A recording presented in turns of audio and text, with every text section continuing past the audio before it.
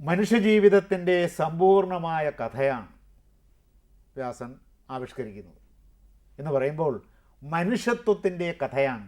മനുഷ്യൻ്റെ കഥ ആവിഷ്കരിക്കുന്നതും മനുഷ്യത്വത്തിൻ്റെ കഥ ആവിഷ്കരിക്കുന്നതും വ്യത്യസ്തമായ ആവിഷ്കാര രീതികളാണ്. വലിയ നോവലുകളൊക്കെ ടോൾസ്റ്റോയ്, ഡസ്റ്റോയെവ്സ്കി തുടങ്ങിയ നോവലിസ്റ്റുകളുടെ നോവലുകളിലൊക്കെ മനുഷ്യത്വത്തിൻ്റെ കഥയല്ല അവർ ആവിഷ്കരിക്കുന്നത്, മനുഷ്യരുടെ കഥയാണ് ആവിഷ്കരിക്കുന്നത്. അപ്പോൾ മനുഷ്യരുടെ കഥ ആവിഷ്കരിക്കുന്നതും മനുഷ്യത്വത്തിൻ്റെ കഥ ആവിഷ്കരിക്കുന്നതും തമ്മിൽ വ്യത്യാസമുണ്ട്.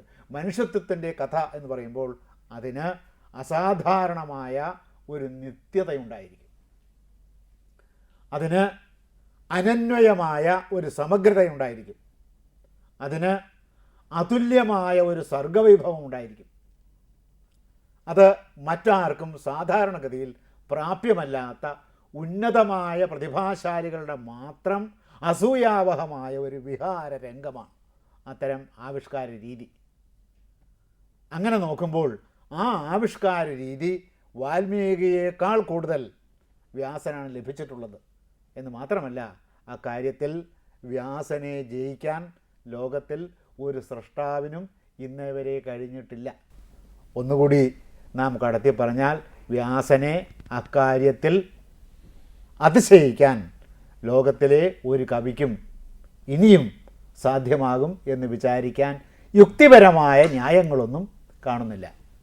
ഇപ്പോൾ പറഞ്ഞത് മനുഷ്യത്വത്തിൻ്റെ സമഗ്രമായ ആവിഷ്കാരമായതുകൊണ്ട് കഥാപാത്രങ്ങൾ വ്യക്തികളുമായിരിക്കും, കഥാപാത്രങ്ങൾ സാമാന്യമായ ഭാവങ്ങളുടെ പ്രതീകങ്ങളുമായിരിക്കും.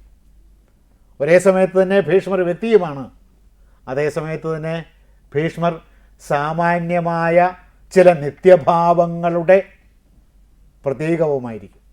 അപ്പോൾ ഒരേ സമയത്ത് തന്നെ കഥാപാത്രം വ്യക്തിയായിരിക്കുകയും പ്രതീകമായിരിക്കുകയും ചെയ്യുക എന്ന സർഗവൈഭവത്തിൻ്റെ അസാധാരണമായ ഒരു വസന്തകാലോത്സവമാണ് വ്യാസൻ്റെ ചിത്രീകരണത്തിൽ നാം കാണുന്നത്.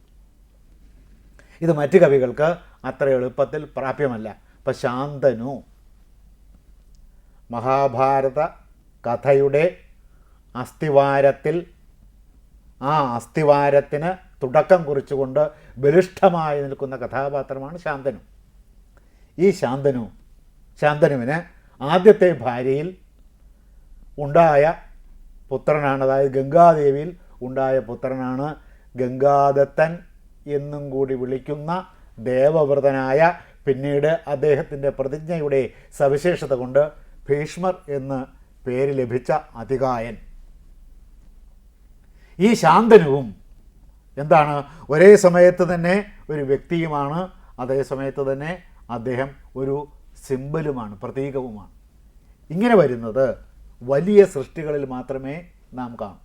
ലോകത്തിലെ ഏറ്റവും മഹത്തായ സൃഷ്ടികളിലാണ് ഒരു വ്യക്തിയാകുന്നതും ആ വ്യക്തിത്വത്തിൻ്റെ പരിമിതികളെ, വ്യക്തിത്വത്തിൻ്റെ സാഹചര്യത്തെ, വ്യക്തിത്വത്തിൻ്റെ പരിധികളെ ഉല്ലംഘിച്ച് പ്രതീകമായി മാറുക എന്ന് പറയുന്ന സൃഷ്ടിയുടെ ഏറ്റവും മഹത്തായ അനുഭൂതി നൽകുന്ന രീതി ഇത്തരം കഥാപാത്രങ്ങൾക്ക് മാത്രമേ കാണൂ. മറ്റുള്ള കവികളും ഇതിനു വേണ്ടിയാണ് ശ്രമിക്കുന്നത്.